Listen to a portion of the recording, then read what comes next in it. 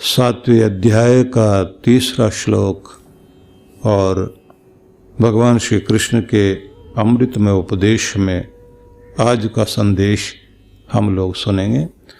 मनुष्याणाम सहस्रेषु कश्चित् यतते सिद्धये यतताम अपि सिद्धानाम कश्चिन माम वेत्ति तत्वतः। हजारों मनुष्यों में कोई बिरला ही सिद्धि प्राप्त करने के लिए यत्न करता है और उन सिद्धि प्राप्त सफल पुरुषों में भी कोई बिरला ही है जो मुझे अर्थात परमात्मा को तत्व से जान पाता है।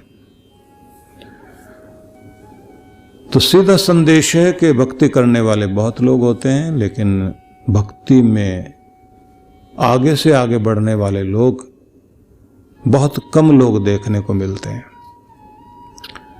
अधिकांश लोग वे हैं कि जो अपने सुखों की और लौकिक कामनाओं की पूर्ति के लिए यज्ञ, अग्निहोत्र, दान, पुण्य कार्य, जितने भी कार्य होते हैं उन सब को करते हुए, मतलब कुआं, धर्मशाला, मंदिर, हॉस्पिटल आदि बनवाकर पुण्य अर्जित करते हैं और उसके माध्यम से अपने जीवन को सुख में बनाने के लिए, क्योंकि वो जो पुण्य है वो भाग्य बनकर उनके जीवन में आगे आते हैं और उन्हें सुख देते हैं, उनको शांति देते हैं, उनको चैन देते हैं और वो पुण्य ही हैं जो उनके चेहरे की मुस्कुराहट बनते हैं। तो मनुष्य की ज़्यादातर कोशिश होती है कि हम जो है अपनी संपदा इस दुनिया में छोड़कर जाएंगे, लेकिन हमारी कोशिश होनी चाहिए कि अपनी संपदा को हम कन्वर्ट कर लें, परिवर्तित कर लें पुण्यों में। और वो पुण्य जो है, जो कहते ना कि लिया दिया तेरे संग चलेगा, जो तुमने लिया है और जो तुमने दिया है वो तुम्हारे साथ, तुम्हारा कर्म बनकर साथ चलेगा। तो ऐसी कमाई कर चलो जो संग जा सके, मुश्किल पड़े जो राह में तो काम आ सके। तुम्हारे आगे के राह में कहीं भी कठिनाई आएगी, मुश्किल आएगी, पुण्य बचाने के लिए सामने आ जाएगा। कहा जाता है कि पाप मनुष्य का इस तरह से उसके ऊपर आक्रमण करने के लिए आता है, जैसे आप चले जा रहे हों जंगल में और हजारों भेड़िए एक साथ चारों तरफ से टूट पड़ने के लिए आपकी तरफ भागे हों। उस समय जो है आपका पुण्य जो है कवच बनकर खड़ा हो जाता है। जैसे आप एकाएक ऐसी जगह पहुंच गए जहां चारों तरफ शीशे का ऐसा एक कवच बना हुआ है जिसमें आर पार दिखाई दे रहा है। भेड़ियों को आप दिखाई दे रहे हैं और आपको भेड़िए दिखाई दे रहे हैं, लेकिन भेड़िए पंजा मारते हैं शीशे पर और शीशा इतना मोटा है कि उनके पंजा मारने से कुछ नहीं होता।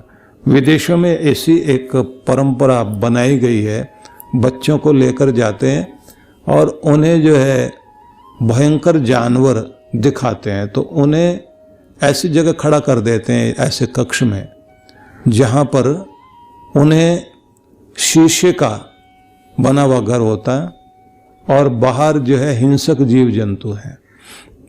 अब वो हिंसक जीव जंतु दौड़ कर आते हैं, उनको वो बच्चा दिखाई दे रहा होता है और बहुत सारे बच्चे खड़े होते हैं अंदर, तो दौड़ते हुए आते हैं और हमला करने की कोशिश करते हैं और बच्चे जो है डर जाते हैं, लेकिन वो सामने खड़े होकर देख रहे होते हैं कि वो शीशे पर आक्रमण तो कर रहे हैं, लेकिन शीशे पर आक्रमण करने के बाद भी वो उनको नुकसान नहीं पहुंचा पा रहे हैं।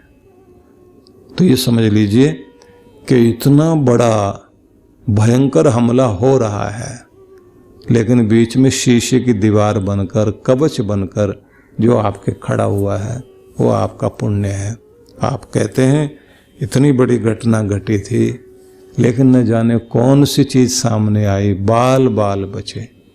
तो यहाँ पर कुछ चीज़ें होती, एक तो आपका पुण्य, एक आप पर कृपा, एक जो आपको संरक्षण दे रहे हैं। जैसे गुरु आपको साधना सिखाते हैं तो साधना में एक चीज़ सिखाई जाती है कि आपका जो है ऑरा स्ट्रॉन्ग किया जाए, आपका कवच तैयार किया जाए, आपके ऊपर जो हर समय दूसरों का प्रभाव आ रहा होता है, उस प्रभाव से आप प्रभावित ना हो और आप सुरक्षित रह सकें।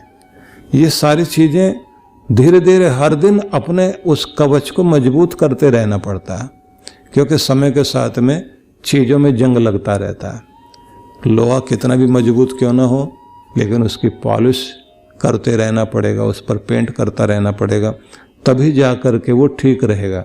नहीं तो उसमें धीरे धीरे आपको पता भी नहीं लगेगा, ऐसा जंग लग जाएगा कि थोड़े दिनों के बाद वो अंदर से गल जाएगा और बाहर से दिखाई देगा बिल्कुल ठीक है।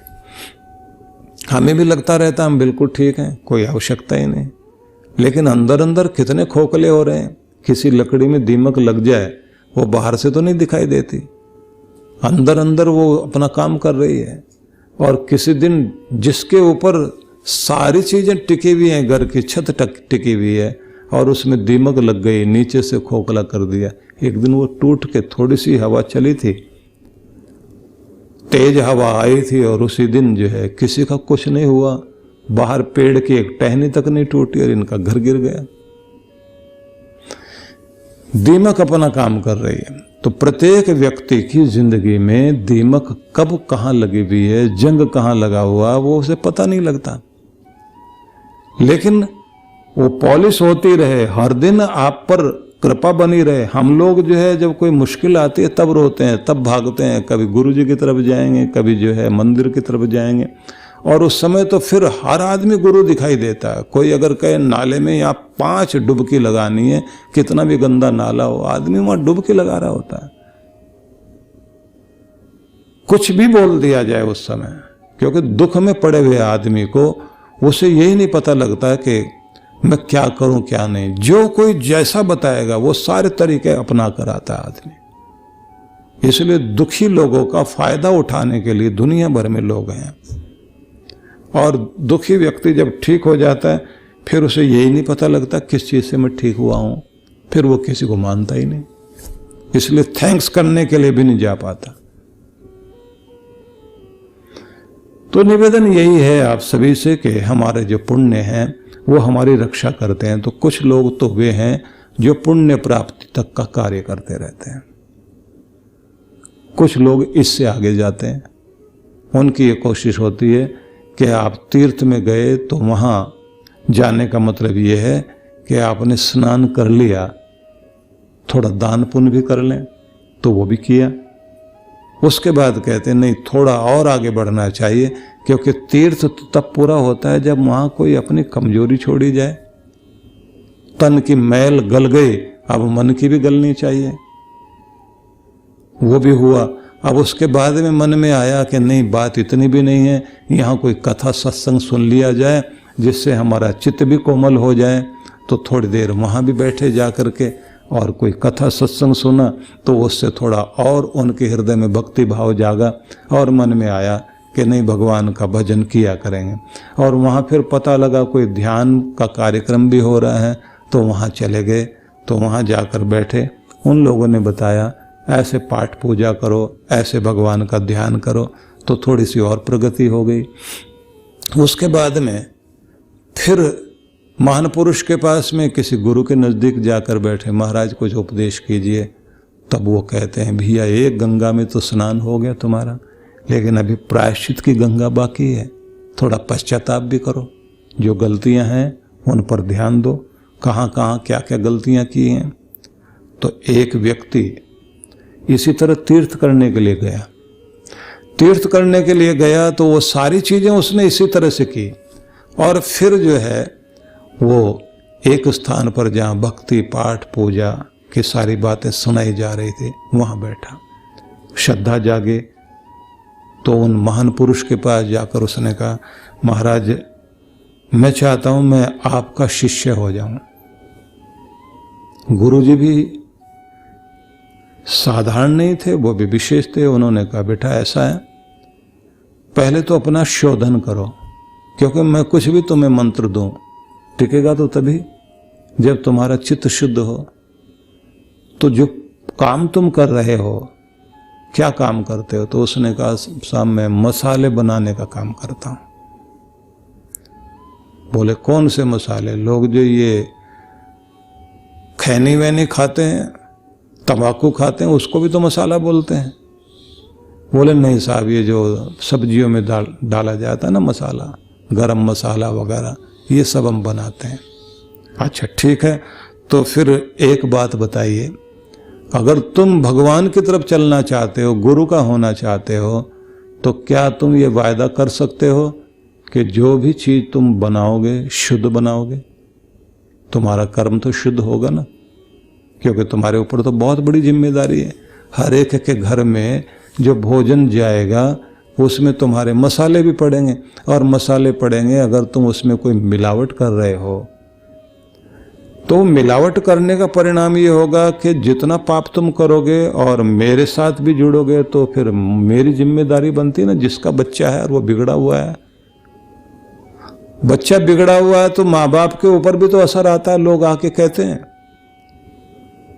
कि तुम्हारा बेटा देखो क्या कर रहा है, आप लोग कंट्रोल क्यों नहीं करते? तो मैं तो तभी तुम्हें दीक्षा दूं, पहले वायदा करो, नहीं तो गुरुजी तो बहुत है, जाओ यहां से। अब उसने कहा साहब मैं दोबारा आऊंगा और वायदा कर रहा हूं कि मैं तो आपका हो गया, आपको तो अपना मैंने मान लिया, बस आप कब अपनाओगे ये आपकी बारी है। उन्होंने कहा अपनाने लायक बनो। अब वो आया अपने शहर में, और आने के बाद उसने देखा कि काम धंधा करते करते पैसे तो हमने बहुत कमाए, लेकिन अब जो भी काम करेंगे ईमानदारी से करेंगे। अब मैं उस व्यक्ति का नाम नहीं लेना चाहूंगा। उन्होंने अपनी सारी हल्दी, जिस हल्दी में चावल पीस करके मिला रखा था, क्योंकि मेरे साथ उस व्यक्ति का संपर्क हुआ तो उसने मुझे बताया कि मैं तो जो है वो मिलावट करता था, लेकिन गंदी चीजें नहीं मिलाता था। ऐसी मिलावट नहीं करता था कि किसी को हानि हो, बस इतनी मिलावट करता था कि मुझे फायदा बहुत अच्छा हो जाए, नुकसान किसी को भी ना हो। तो मैं तो उसमें चावल का आटा बना करके मिला देता था, कलर वलर और मिला दिया, हल्दी बढ़िया वाली, स्वाद पूरा वही, सुगंध भी वैसी की वैसी। ऐसे और मसालों में भी कुछ करता था। उस दिन मुझे लगा कि मेरे साथ क्या जाएगा, मेरा पाप और मेरा पुण्य। ये जो धन कितना भी कमाया है ये तो यहीं छूट जाएगा। मेरे बच्चे जो कमा रहे हैं वो मेरी कमाई लेकर के वो कितना बिगड़ेंगे ये तो किसी बात पर निर्भर करता है, क्योंकि मैं जो कमा रहा हूं गलत काम कर रहा हूं कि मैंने जाके सारा नदी में ट्रक के ट्रक उठा के वहां डलवा दिए। और उसके बाद एक पर्चा बनाया कि ये विज्ञापन देना कि हमारे यहाँ 100% माल कोई भी शुद्ध मिलेगा और कोई भी व्यक्ति कहीं भी दुनिया के किसी भी लैब में टेस्ट कराए। हमारी चीजें दूसरों से महंगी हो सकती हैं लेकिन किसी तरह की कमी वाली नहीं होंगी। अगर आपको ठीक लगे तो खरीदिए, नहीं तो सस्ती चीजें जहां से मिलती हैं वहां से लीजिए। एक विज्ञापन बनाया और यहां से वो फिर पहुंच गए गुरु के पास। अब गुरु के पास गए तो जाकर बोले साहब 2 ट्रक सामान जो है वो नदी में बहा के आ गया हूं। बोले तो फिर तुम्हारा तीर्थ पूरा हुआ, तो आ जाओ इधर। उनको खड़ा किया भगवान के सामने, खड़े होकर के अब क्षमा याचना करो जो गलतियां हुई हैं और आगे से ऐसा कुछ होगा नहीं। उन्होंने कहा जब तक मैं बैठा हूं मेरी कंपनी में ये सब नहीं होगा। गुरु ने कहा तो भगवान ने तुम्हें अपना लिया। रही बात मेरे अपनाने की तो वो परंपरा मैं पूरी कर देता हूं। और उसके बाद आप देखिए कि 2-3 साल उनको बड़ी मुश्किल आई कि लोग उनको समझने में टाइम लग गया। विरोधी लोग जो है वो प्रचार उल्टा करते थे, पैसा कमाने के लिए सब ड्रामा कर रहे हैं लोग। लेकिन जब इन्होंने दुनिया की सारी लैब में सर्टिफिकेट दिखाएं साथ साथ, और साथ में कहें कि औरों का मसाला जो आप डालते हो वो पूरे 1 चम्मच भर के डालते होंगे, हमारे वाला आधा चम्मच डालना क्योंकि शुद्ध है, लोगों को पता लगने लग गया। और पता लगने लगा तो उसके बाद सिर्फ भारत में नहीं, भारत से बाहर के देशों में भी उन्हीं की चीजें जाने लग गई। वो व्यक्ति के पास में धन आ रहा है, सम्मान आ रहा है, क्योंकि कृपा हो गई।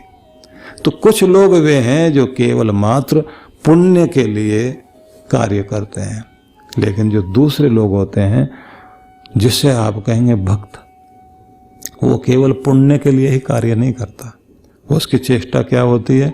वो भगवान की शरण में जाने के लिए स्थिर चित्त होगा, मन को डावाडोल नहीं होने देगा, अभ्यास अपना अच्छी तरह से करेगा, सर्वशक्तिमान परमात्मा के साथ अपने मन को जोड़ेगा और भगवान का ध्यान करते समय परमात्मा के जैसे कीर्तन किया जाता है ना, तो कीर्तन का एक नियम होता है प्रभु के गुणों का गान करना,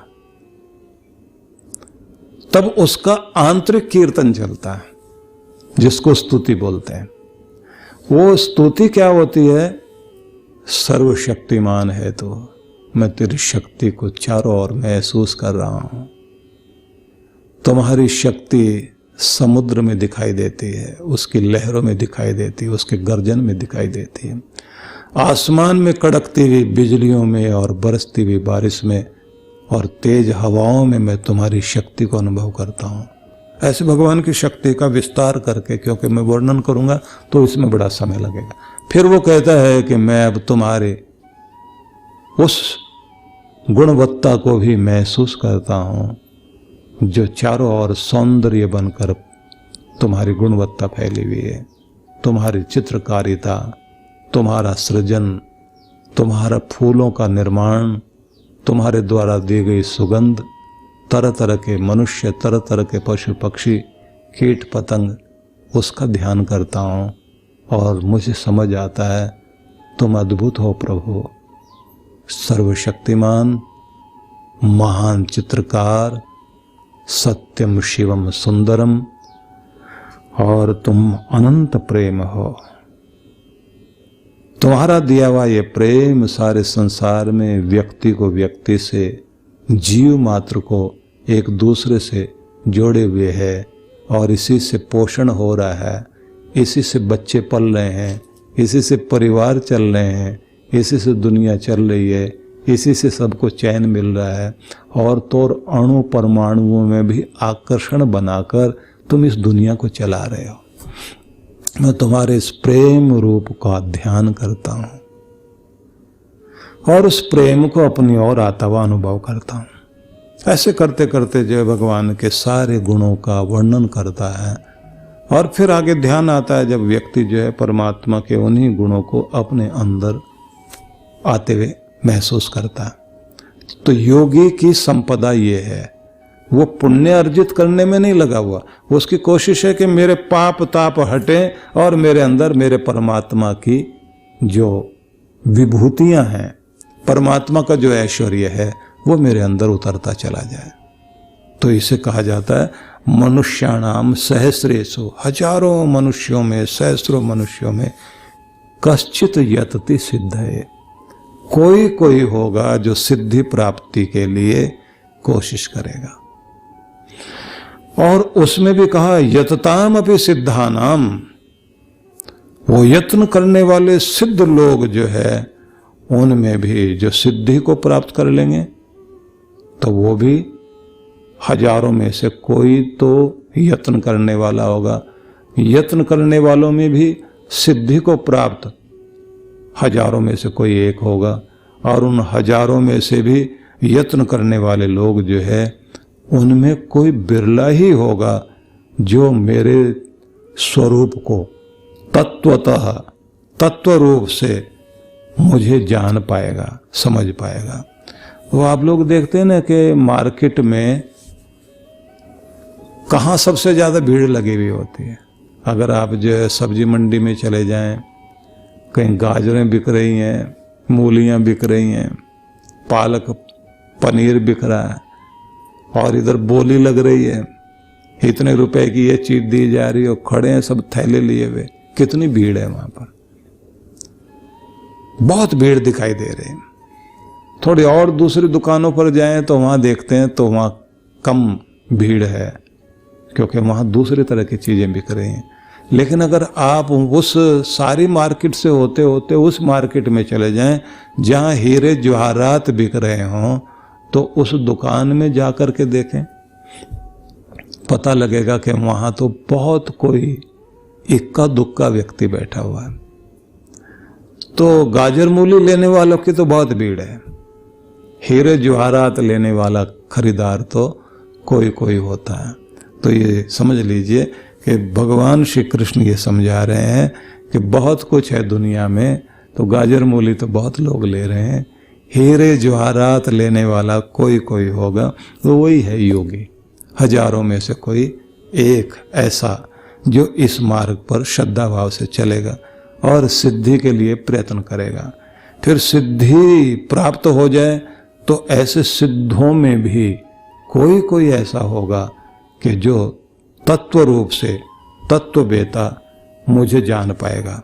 शाश्वत सुख, अक्षय शांति, परम आनंद, अमृतत्व, जो असंख्य फल प्राप्त होते हैं आत्मज्ञानी को, वो सब उसे मिलने लग जाते हैं जो व्यक्ति तात्विक रूप से भगवान को जानता है।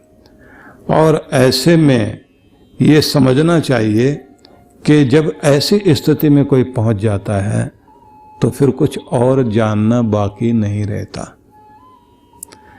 तो शुरुआत वहीं से करनी चाहिए जब आप जो है अपने आप को, जैसे तीर्थ में गए, गुरु की शरण में गए, यज्ञ कोई किया, ध्यान में आप बैठे, तो वो सारा पुण्यों की तरफ से चलते चलते आप उस जगह पर पहुंच जाइए जहां आप खुद को शुद्ध करें।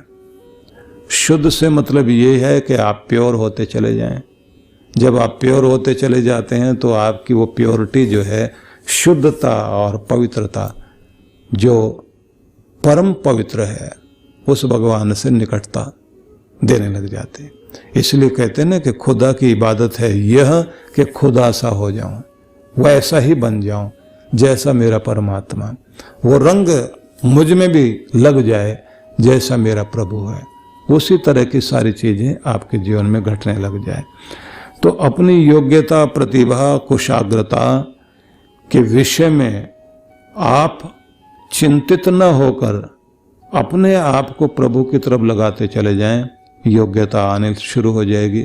जिन लोगों ने भगवान की भक्ति में अपने मन को टिकाया है, धीरे धीरे आप देखते हैं कि उनके अंदर न जाने कितने कितनी तरह की चीजें अपने आप आने लग गई। लोगों को आश्चर्य होता है, वो कोई कवि नहीं थे लेकिन कविता बनने लग गई।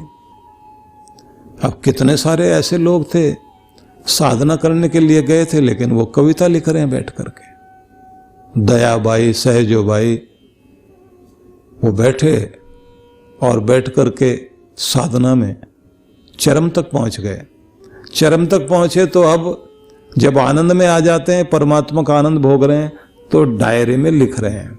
मीरा अपने भगवान की भक्ति में मस्त होकर गुणगान करती है तो अपने आप रोज नए भजन आ रहे हैं। पुरंदरदास के साथ ऐसा ही हुआ। संत तुकाराम महाराज, उनके अभंग अपने आप प्रकट हो रहे हैं। अपने आप अंदर से कविता फूट रही है, छंद फूट रहे हैं। गुरु नानक देव महाराज, उनके अंदर से जो कुछ प्रकट हुआ, आप आश्चर्य करते हैं कि इतना कुछ ज्ञान, और वो भी संगीत में बनकर, कविता में बनकर के बाहर आ गया। इसलिए मैं ये कहना चाहता हूं, वो ज्ञान अपने आप दे रहा होता है। इससे भी ज्यादा बड़ी बात तो ये है कि वे लोग जो ऋषि लोग थे, उन्होंने अपनी साधना करते करते, भगवान की भक्ति में बैठे बैठे, उनको एक अलग तरह का ज्ञान प्रकट हुआ। किसी के अंदर धनुर्विद्या प्रकट हुई, किसी के अंदर आयुर्वेद प्रकट हो गया, किसी के अंदर गणित प्रकट हो गया। आर्यभट्ट कितने बड़े ऋषि थे। आर्यभट्टियम लिख के उन्होंने जो है, अगर आप उनके सारे सिद्धांत पढ़ें तो आश्चर्य होता है। कणाद ऋषि के अंदर जो है भगवान की साधना और उनके ध्यान में समाधि में बैठने के बाद जो उनके अंदर से प्रकट हो रहा था, एक दर्शन शास्त्र प्रकट हुआ जिसे हम वैशेषिक दर्शन कहते हैं। पतंजलि ने जो योग सूत्र दिए, व्यास ऋषि ने जो अपनी साधना करने के बाद परमात्मा को पाया और पाने के बाद जो उन्होंने आगे कुछ बांटा, और उनके जो फिर 14 शिष्य थे उनके अंदर भी वो सब उतर आया, और फिर उन्होंने जो है वैदिक ज्ञान को संसार को सुनाने के लिए काम करना शुरू कर दिया। जैमिनी ऋषि थे, कितना बड़ा दर्शन शास्त्र उन्होंने दिया। गौतम है, कपिल है, कणाद है, जैमिनी है। इसलिए मैं सिर्फ ये कहना चाहता हूं कि जैसी भावना के साथ में आप परमात्मा के ध्यान में बैठ जाओगे और वो उधर से अपनी ज्योति, क्योंकि ज्योतिर्मय रूप बनकर के प्रकट होता है परमात्मा और आपको भी ज्योतित कर देता है, और जिस तरफ आपकी प्रतिभा होती है उसी तरफ परमात्मा आपको भरता चला जाता है और आपका ज्ञान विज्ञान प्रकट होता जाता है। इतने सारे शास्त्र लिख दिए इन महान पुरुषों ने, इन ऋषियों ने। आश्चर्य होता है, जंगल में बैठने वाला व्यक्ति जिसके पास में कोई और साधन नहीं है, ऐसी बड़ी चीजें दे गए। वो कैसे उन्होंने किया होगा? जिन्होंने आयुर्वेद शास्त्र लिखा, कितना बड़ा विस्तार दिया, दुनिया भर की बीमारियों के संबंध में लिखा। जिन्होंने वास्तुशास्त्र लिखा, शिल्प विद्या के विषय में बताया, कैसे घर को बनाओ। और बड़ी बात क्या थी उनकी? उनकी बात ये थी कि तुम्हारा घर इस तरह से बने कि सूरज भी झांके, हवा भी आए, चंद्रमा की किरणें भी पड़े, तुम्हारे आंगन में धूप भी उतरे। तुम्हारा घर इस तरह का होना चाहिए कि जिसमें तुम ग्रो करो, जहां तुम्हारी प्रगति हो। वो क्या बैठ करके उन लोगों ने क्या क्या चीजें ढूंढी। हमारे देश में तो जो भी कुछ है सब ऋषियों की दी हुई परंपरा है। इसलिए मैं ये निवेदन करना चाहता हूं, कुछ भी पाना है साधना ही मार्ग है। साधना के क्षेत्र से चलते चलते आप अपने प्रभु से अक्षय खजाना पा सकते हैं, अक्षय ज्ञान पा सकते हैं। तो इसलिए भगवान कहते हैं, मनुष्याणाम सहस्रेषु कश्चित् यतति सिद्धये यतताम अभि सिद्धानाम कश्चिन माम वेत्ति तत्वतः। उन्हीं सभी सिद्धों में से कोई बिरला ही होगा जो मुझे तत्व से जान पाएगा। बड़ी सुंदर चर्चा है ये, और इसी चर्चा में फिर कल और हम भाग लेंगे। ओम शांति शांति शांति ओम।